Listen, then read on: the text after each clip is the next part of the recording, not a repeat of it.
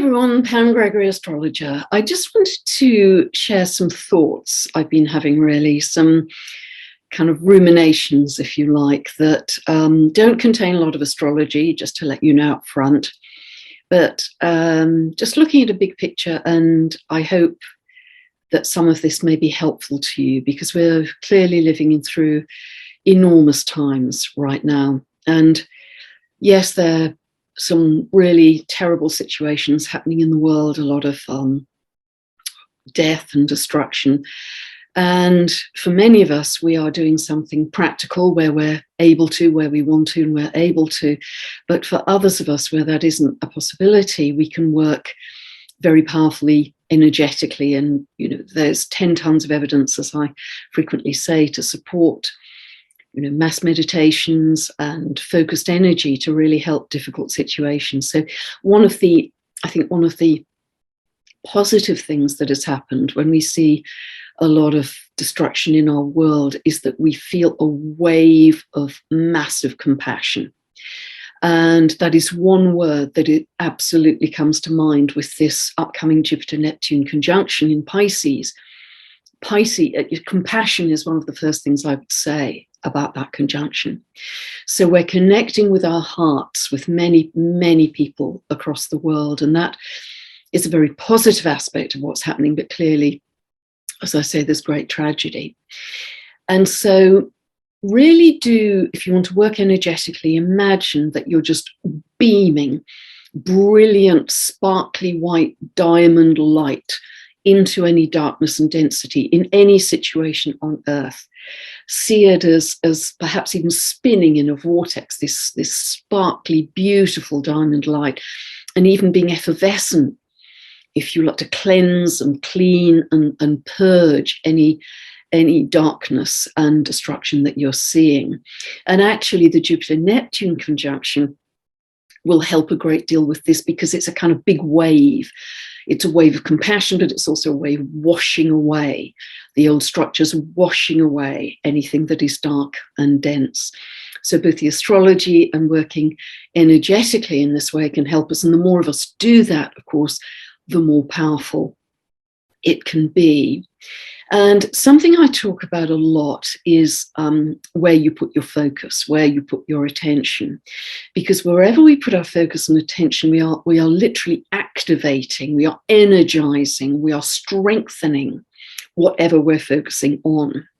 So if we are focusing on a lot of tragic events and feeling very negative within ourselves, feeling extremely fearful, distraught, panicked, etc., that isn't going to help you, and it isn't going to help anybody on the ground. So yes, we can help, but we must stay in love, in kindness, and in compassion, in order that we can still be useful, because then we're broadcasting positive energy to help a situation rather than negative. Because where we put our focus and attention really then determines the meaning of how we see those events. So let's say we're looking at a really horrible situation and we're feeling fearful, angry, even hateful, extremely anxious.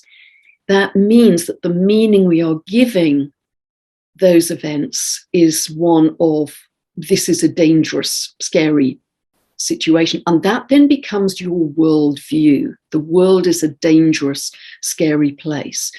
And that worldview acts as a very powerful filter on everything else that comes into your world, because you tend to get into this biofeedback loop of, yeah, there's another big scary thing, and another really, really, really scary thing coming at us there.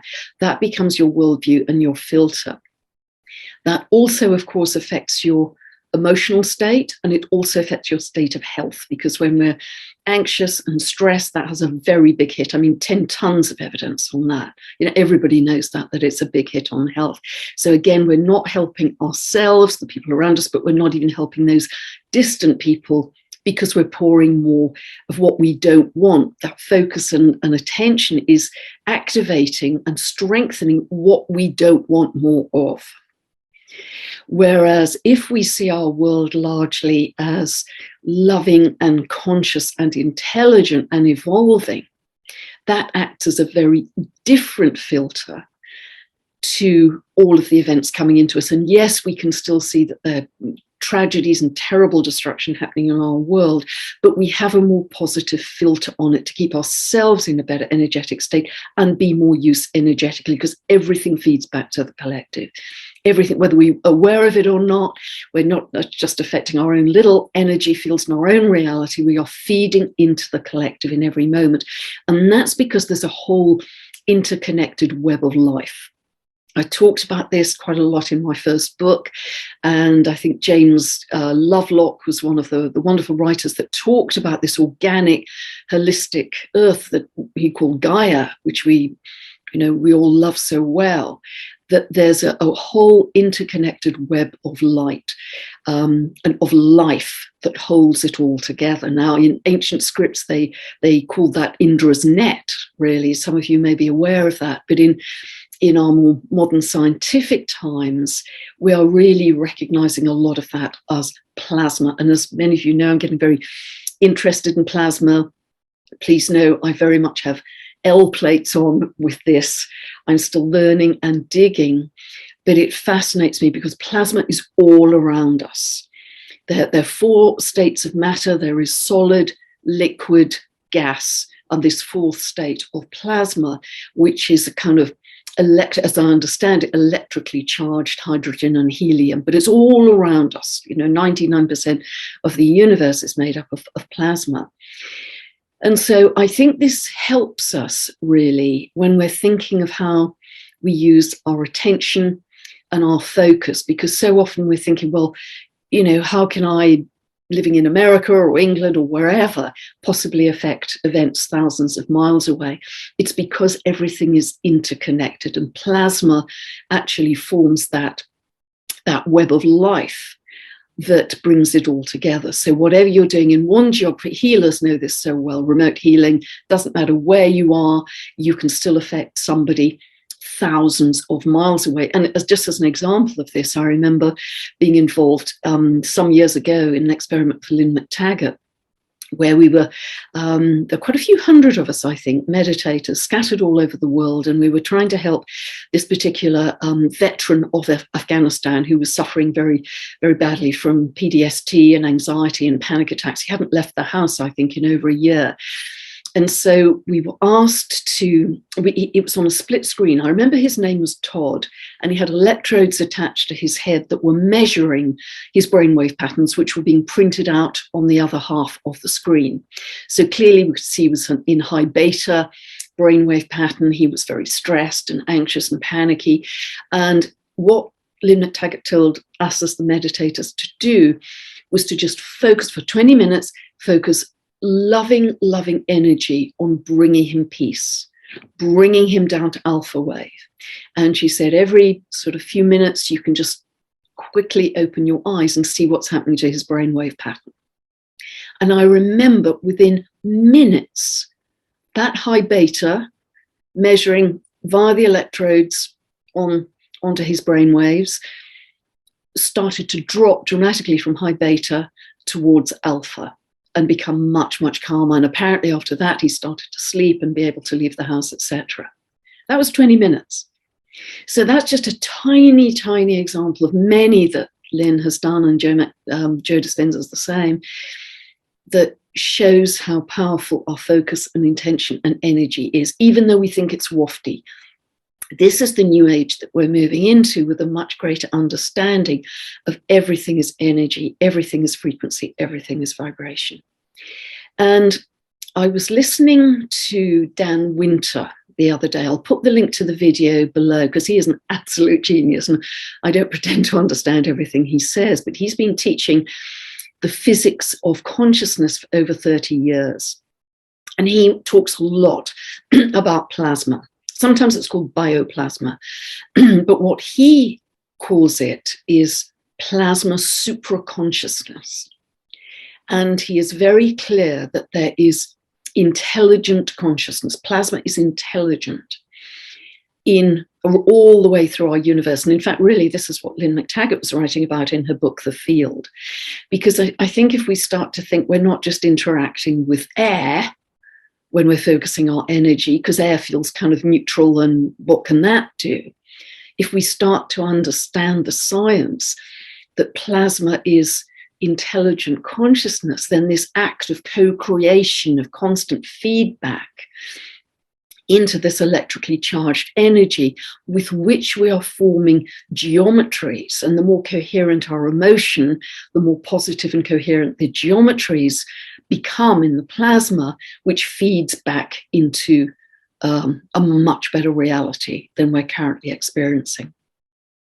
So this is very exciting for me. I hope it's vaguely interesting for you too.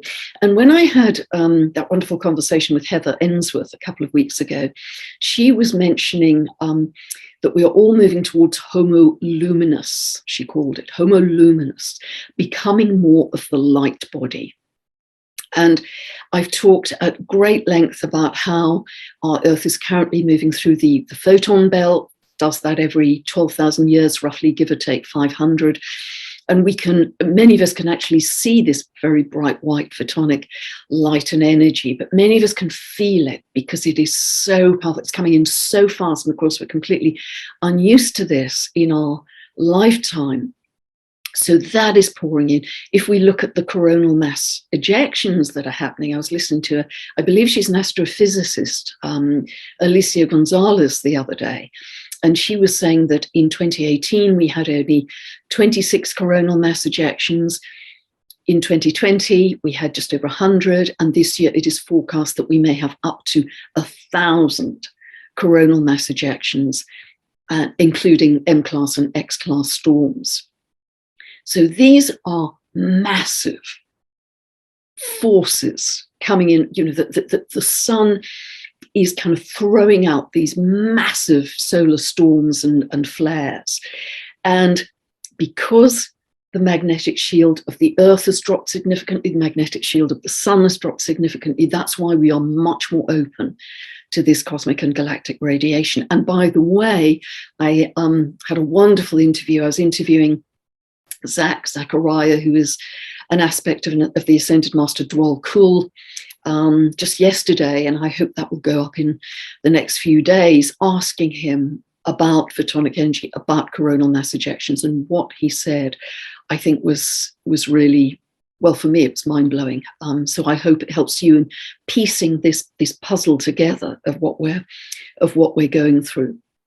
Now, the other thing that's important, I'm filming this in March, on the 10th of March. We are just 10 days away from the Aries equinox. And I was reading a study the other day, it's a 75-year study, that said that March is the most geomagnetically active month of the year, and particularly around the equinoxes. This is very powerful. So around the equinoxes, so kind of cracks can form in the Earth's magnetic shield and magnetic field, and they are caused by solar winds. And these cracks, I was amazed actually, because the article said that these cracks can be as small as California, which is pretty big to me, or as wide as the Earth and beyond herself. And what that means is that at the time of the equinoxes, the Earth's magnetic shield and the sun's magnetic shield are in much more direct contact with each other. That means that we can get a lot more information coming from the sun than we normally do in an average day. And of course, the ancient peoples knew this. How they knew that is another discussion, but they knew it, and that's why they always held ceremonies around these times, around the equinoxes. And so that is happening very regularly every year. So it's an amazing time, because what happens then, and many of us know this and feel this, is that we are able to get a lot more high-level information. We may feel much more psychically sensitive. We may feel much more tuned into our dreams and dream much more vividly. But of course, so is the Jupiter-Neptune conjunction bringing that in for us. So we are moving towards not just a regular Aries equinox, which is powerful enough in itself. We also have the pretty rare Jupiter-Neptune conjunction, happens in Pisces only every 166 years, which opens us up to the psychic, the high frequency, I'd even say the angelic. In addition, we're moving through the photon belt, and we will for the rest of our lives. Only happens roughly once every 12,000 years. And we are also in a period of extraordinarily exponential emissions, eruptions from the sun in the form of coronal mass ejections, X-class storms. And in addition to that, when I was talking to Heather Ensworth, she very much studies the cycles of Sedna. Sedna is a dwarf planet way, way out in the icy wastes of space. It's got a 11,500 year orbit roughly, and Heather was saying that it goes all the way out to the edge of the Oort cloud, right to the edge of other star systems. And so Sedna is currently at its closest point to the Earth now. It has brought in new information from those new star systems. The photonic energy and light has brought in new information. The coronal mass ejections are bringing new information for us. And our little human systems are having to assimilate this very, very rapidly. And the higher our frequency, the higher our consciousness, the more we can embody this light, this new information. And I think this is very exciting. And that's why for many people who are able to hold more light, more new information, their ascension, let's call it, their spiritual upgrade, is happening at an absolutely dizzying pace.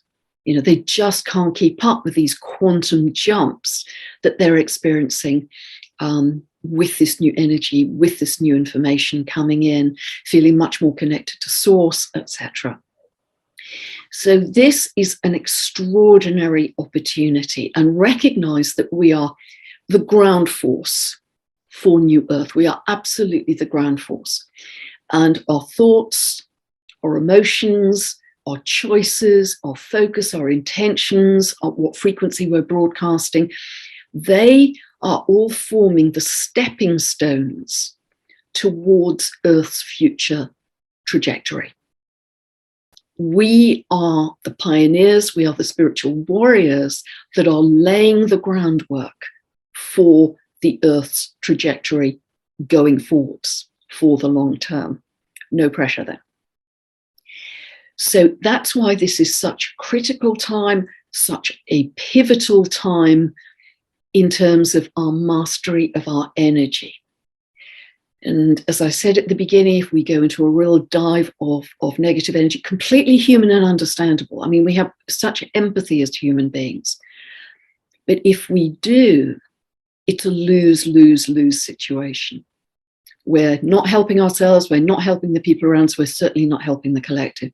Whereas if we can still be helpful, either practically or energetically, it's a win-win situation. We're keeping ourselves in a good place, we're keeping in good health, we're helping our own reality, we're helping the people around us, and we're broadcasting a better frequency for the collective. So I hope I'm making sense here. That these are things that interest me deeply. I mean, what's driven my astrological interest is how do we form our reality? That's my real driving force. So I kind of go off in different rabbit holes of philosophy and psychology and science to try and just get more pieces of the puzzle to put together with the astrology as my language, if you like, on what we can do to all help each other going forward, because it's crucial. You know, history books will be written about this time. People will look back on what we did to form the groundwork for New Earth and the new human. And I mean that in the most natural, organic way. Totally. I want to really, really stress that. So when I said this in a video a few weeks ago, that if you look at all the problems in the world, they seem absolutely overwhelming. And they are, if you look at it on that 3D level. We barely know where to begin. environment, sickness, death, war, where do you start?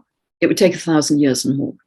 But if you look at them as one thing, which is energy, then each of us can really do something about that, even by staying in a state of gratitude, even by staying in a situation of appreciation or joy, even by sending food, blankets, whatever, to extreme situations in the world. Stay in love and compassion. Don't dive into fear and anger and hate. And so we are really being called upon to step into our mastery of our energy in these times, to be the alchemist, to be the magician, to be the wizard, to command our energy, to command the energy around us, to lead us to a way, way, way better and more beautiful place than we are currently in on the ground, on this earth. And people are already there. I know people who are living in a very different space, a very different place energetically, to many people in the world. But it's down to us. Nobody can do it for us. It's down to each of us as individuals in terms of how we go through this period in time and absolutely triumph and look back from the top of the mountain and pat ourselves on the back of how many lives we've helped simply by even just sitting on your sofa at home and getting into that state of compassion, love, bliss, joy, and beaming it out to create a better world. I hope that's helped. These are things that have been kind of rolling around my head for quite a while now. So very little astrology in that, but I hope that's put some of the bigger picture in place. And I'm just at the beginning of digging down new rabbit holes. So no doubt more to come. Bless you. Have a very, very powerful Aries equinox this year. It's massive, the energy we're going into. God bless. Bye for now.